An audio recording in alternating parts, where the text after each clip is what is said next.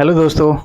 तो आज के इस लेक्चर में हम जानेंगे कि जब हम किसी कंक्रीट ब्लॉक का जो कंप्रेसिव स्ट्रेंथ निकालते हैं तो उसमें जो हमारी कंप्रेसिव स्ट्रेंथ टेस्टिंग मशीन होती है उसमें रेट ऑफ लोडिंग उसका कैसे सेट करते हैं। ठीक है। और रेट ऑफ लोडिंग हम हमारे लिए बहुत इम्पॉर्टेंट इस हो जाती है। इम्पॉर्टेंट इसलिए अगर रेट ऑफ लोडिंग ज़्यादा है तो हमारा जो रिजल्ट निकल के आएगा वो डिस्टर्ब हो सकता है, या रेट ऑफ लोडिंग जो कोड स्पेसिफाई कर रहा है अगर उससे कम है तो भी जो हमारा रिजल्ट है वो वेरी कर सकता है और हमारी एग्जैक्ट स्ट्रेंथ नहीं निकल के आने वाली। तो आज हम दो कोड प्रिफर करेंगे बस केवल इसलिए कि हमारा रेट ऑफ लोडिंग क्या होना चाहिए। तो सबसे पहले हम IS 15658-2006 जो कि किसी जो कंक्रीट ब्लॉक्स होते हैं, जो खड़िंजे में कंक्रीट ब्लॉक इस्तेमाल होते हैं, उनमें हमारी स्ट्रेंथ कितनी होनी चाहिए या रेट ऑफ लोडिंग कितनी होनी चाहिए, उसके लिए हम इस कोड को प्रेफर करेंगे। तो यहाँ से हम सीधा अपने अपेंडिक्स डी में पहुँचते हैं और यहाँ पे स्पेसिफाई कर रखा है। तो यहाँ पे हमारा स्पेसिफाई क्या कर रखा है कि रेट ऑफ जो लोडिंग होना चाहिए वो 15 ± 3 न्यूटन पर mm² पर मिनट होना चाहिए। अगर इससे हम कम रखेंगे तब भी हमारा एग्जैक्ट रिजल्ट नहीं निकल के आएगा, अगर हम इससे ज़्यादा रखेंगे तब भी हमारा एग्जैक्ट रिजल्ट नहीं निकल के आने वाला। सो एक तो हमारा ये कोड हो गया। नेक्स्ट कोड भी हम देखने वाले हैं कि उसमें कितना मेंशन कर रखा है कि हमारी रेट ऑफ लोडिंग क्या होनी चाहिए। तो नेक्स्ट हमारा कोड है IS 516-1959। तो इसमें हम देखेंगे, इसके अकॉर्डिंग अगर हम बात करें तो सीधा हम चलते हैं रेट ऑफ लोडिंग में। तो कितना दे रखा है 140 किलोग्राम पर स्क्वायर सेंटीमीटर पर मिनट।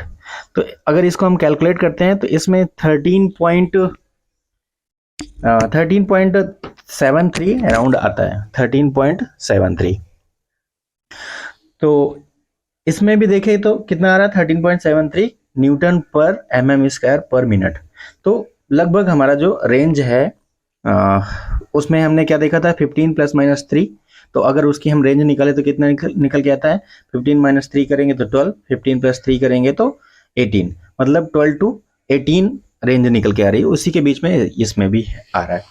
तो देखते हैं प्रोसीजर क्या है। तो सबसे पहले मैनुअली हम क्या करेंगे, जो भी हमारे लोडिंग हेड है, जो नीचे वाला और ऊपर वाला, उन दोनों को क्या करेंगे मैनुअली हम पास में लेके आएंगे, एक दूसरे से जो है उसको लाके एक दूसरे के ऊपर टच करा देंगे। फिर हो सकता है कि उसमें थोड़ा बहुत उसके डायमेंशंस में वेरिएशन हो। डायमेंशंस मतलब जब हम पास में लाएंगे तो एग्जैक्ट एक दूसरे के ऊपर ना हो, तो पहले हम उसको क्या करेंगे मैनुअली उसको एग्जैक्ट एक दूसरे के ऊपर सेट करेंगे। फिर हम डायमेंशंस नापेंगे, क्योंकि हमारा जो एरिया निकल के आएगा वो यहीं से निकल के आएगा कि इसी हेड के थ्रू हमारी लोडिंग अप्लाई होगा, मतलब लोड इसी हेड के थ्रू ही हमारे जो भी कंक्रीट ब्लॉक होगा उस पर अप्लाई होगा। तो हम क्या करेंगे इसका एरिया कैलकुलेट करेंगे। यहाँ से हमने देखा कि हमारा जो डायमेंशन निकल के आ रहा है लेंथ और ब्रेड्थ वो 22.9 सेंटीमीटर निकल के आ रही है। तो नेक्स्ट हम जाएंगे अपने सेकेंड मशीन के ऊपर, कह सकते हैं कि जहाँ से हम लोड अप्लाई करेंगे जिसके थ्रू। ठीक है। तो यहाँ से हम क्या करेंगे लोड को अप्लाई करने वाले हैं। तो इसमें हम देखेंगे कि अपने एक लोड को स्टैंडर्डाइज कर लेंगे कि लोड हम कितना कहाँ तक हम कहाँ पे हम जाके रीडिंग नोट करने वाले हैं। तो हमने क्या किया है 400 किलोमीटर पे जब हमारी निडल वहाँ पे पहुँचेगी तो उस टाइम पे हमारा क्या टाइम लगा उसको हम नोट डाउन करने वाले हैं, मतलब कि स्टैंडर्ड लोड हम कितना लेके चलने वाले हैं हम 400 किलोमीटर। तो ठीक है, यहाँ पे हमने क्या किया, हमने उसको ऑन तो किया था लेकिन क्या है कि हमने लीवर को टाइट नहीं किया, जिसके थ्रू हमारा प्रेशर अप्लाई हो नहीं पाया। नेक्स्ट हम लीवर को टाइट करके फिर यहाँ से हमने लोड अप्लाई करना स्टार्ट किया और देखा कि हमारा 400 किलोमीटर में कितना टाइम लग रहा है 13 सेकेंड्स अराउंड। अब 30 सेकेंड्स लग रहा है तो 30 सेकेंड्स को हम जो है अपने कैलकुलेशन शीट में डाल के चेक करेंगे कि रेट ऑफ लोडिंग हमारा कितना निकल के आ रहा है। तो चलते हैं कैलकुलेशन शीट के ऊपर। तो यहाँ पे हम क्या मेंशन कर रखे हैं कि जो हमारा जो लोडिंग टेबल है उसका डायमेंशन क्या है, लेंथ हमारा 22.9 सेंटीमीटर है, ब्रेड्थ भी उसकी 22.9 सेंटीमीटर है।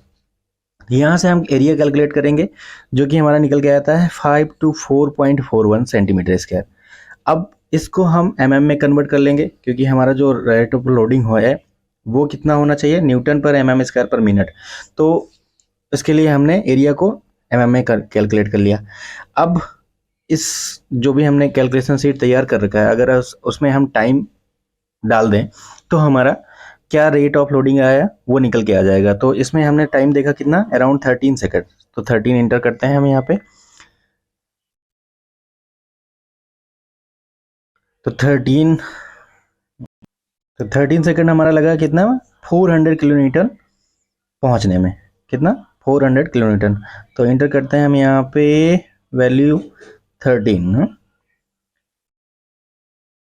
13। तो रेट ऑफ लोडिंग जो हमारा निकल के आ रहा है कितना, 35.2044। मतलब कि हमको चाहिए था 12 से 18 के बीच में, लेकिन अभी कितना हो रहा है, 35.2044। रेट ऑफ लोडिंग ज़्यादा निकल के आ रहा है, मतलब कि टाइम कम कंज्यूम हो रहा है। टाइम कम कंज्यूम हो रहा है। अगर हम इस मशीन को अपने स्लो डाउन करें, मशीन को अगर हम थोड़ा सा स्लो डाउन करें तो हमारा क्या होगा कि जो वैल्यू निकल के आने वाली है, टाइम ज़्यादा कंज्यूम होगा तो इससे हमारी वैल्यू रिड्यूस हो जाएगी। और फिर हम क्या करेंगे, फिर से हम अपने लोडिंग मशीन के ऊपर जाएंगे और उसमें हम जो भी हमारा जो स्पीड कंट्रोल जो नॉब है उससे हम क्या करेंगे, स्पीड को थोड़ा सा स्लो डाउन करेंगे। अब यहाँ पे देख सकते हैं कि एक साइड में, लेफ्ट साइड में स्लो करने के लिए है, अगर राइट साइड में उसको नॉब को घुमाएंगे तो वो क्या हो जाएगा, मशीन हमारी तेज जो है, स्पीड जो है बढ़ जाएगी। तो हमको यहाँ पे लेफ्ट साइड में हमने रोटेट किया और एक ट्रायल मेथड के थ्रू, ट्रायल मैं कर रहा हूँ कि थोड़ा सा हमने रोटेट किया है उसको लेफ्ट साइड में। अब यहाँ पे हम लोड अप्लाई करेंगे और देखेंगे कितना समय कंज्यूम हो रहा है।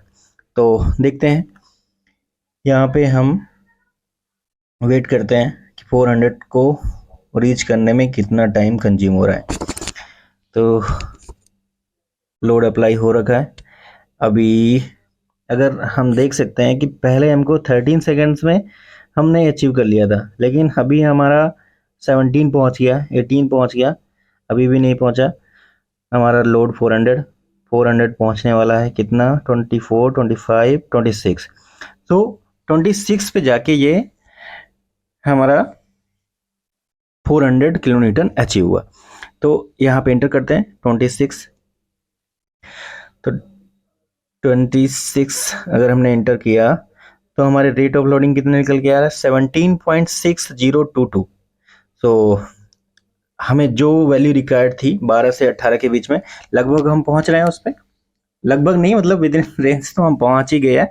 तो इस तरह से हम अपनी मशीन की स्पीड को सेट करते हैं। ठीक है, इस तरह से हम अपनी मशीन की स्पीड को सेट करते हैं। अब अगर हम ऐसा ना करें, अगर हम पहले जो फर्स्ट कंडीशन थी, मतलब 13 सेकंड जो कंज्यूम हुआ था उसमें हमारी रेट ऑफ लोडिंग निकल के आई थी 35.2044। तो उस केस में हमारा क्या होगा कि जब भी हम किसी भी पार्टिकल के ऊपर एक का एक, मतलब कि सडनली लोड अप्लाई कर देते हैं, तो वो उसको फेल होने से पहले उसमें हम देखेंगे कि बहुत ढेर सारा वो लोड बियर कर लेता है। ठीक है, वो बहुत ढेर सारा लोड बियर कर लेता है। अगर हम धीरे धीरे किसी लोड को अप्लाई करते हैं तो हो सकता है कि वो कम लोड पे ही टूट जाए, हो सकता नहीं, इट इज डेफिनेटली वो कम लोड पे ही टूट जाए। क्यों? क्योंकि हमने थोड़ा सा लोड अप्लाई किया, फिर हमने अलाउ किया कि उसमें जो भी डिफ्लेक्शन है, जो भी क्रैक डेवलप होने हैं वो हो जाए।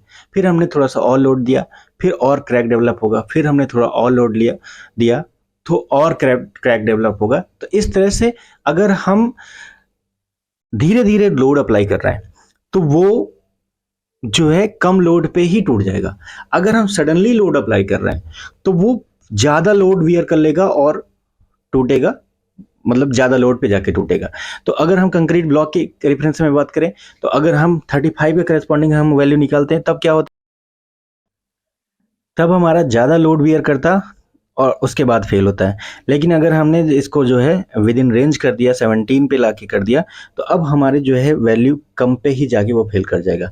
मतलब कि आप लोग अगर कभी भी क्वालिटी चेक पे हम क्वालिटी चेक की लैब में जाओ तो इस बात का जरूर ध्यान दो कि अगर क्या बहुत तेजी से तो लोड अप्लाई नहीं हो रहा, उस केस में क्या होगा कि वैल्यू तो बहुत ज़्यादा दे देगा, हमारा कैलकुलेशन जो निकल के आएगा वो वैल्यू तो ज़्यादा ज़्यादा हो जाएगी, लेकिन रियल में क्या हो रहा है, रियल में अगर हम उसको चेक करें तो कम लोड पे ही फेल हो जा रहा है। तो ये चीज़ ये बात जो है सबसे इम्पोर्टेंट है इस पूरे लेक्चर का, कि आपको इसके बारे में जानकारी होना चाहिए कि कैसे हम चेक कर सकते हैं कि एग्जैक्ट कितने लोड पे फेल हो रहा है। हाँ, इसको हम गलत वे में भी ले जा सकते हैं कि अगर इस चीज़ की हमको जानकारी है तो हम डायरेक्ट बहुत सडन लोड अप्लाई करके हम किसी के सामने शो कर सकते हैं कि हमारा ब्लॉक जो है बहुत ज़्यादा लोड ले सकता है, हमारा ब्लॉक जो है M35 का है, 40 का है, 50 का है। तो ये हमारे रेट ऑफ लोडिंग के ऊपर भी डिपेंड करता है। तो पूरे लेक्चर को का जो सारांश है, जो अर्थ है, तो पूरा लेक्चर देखने के लिए थैंक यू सो मच। और अगर आप लोग को पसंद आ रहा हो मेरा ये लेक्चर, अगर ये जानकारी कुछ काम की लग रही हो तो अपने दोस्तों के साथ भी शेयर करिए और इसको लाइक करिए, थोड़ा मुझे सपोर्ट करिए। So thank you guys.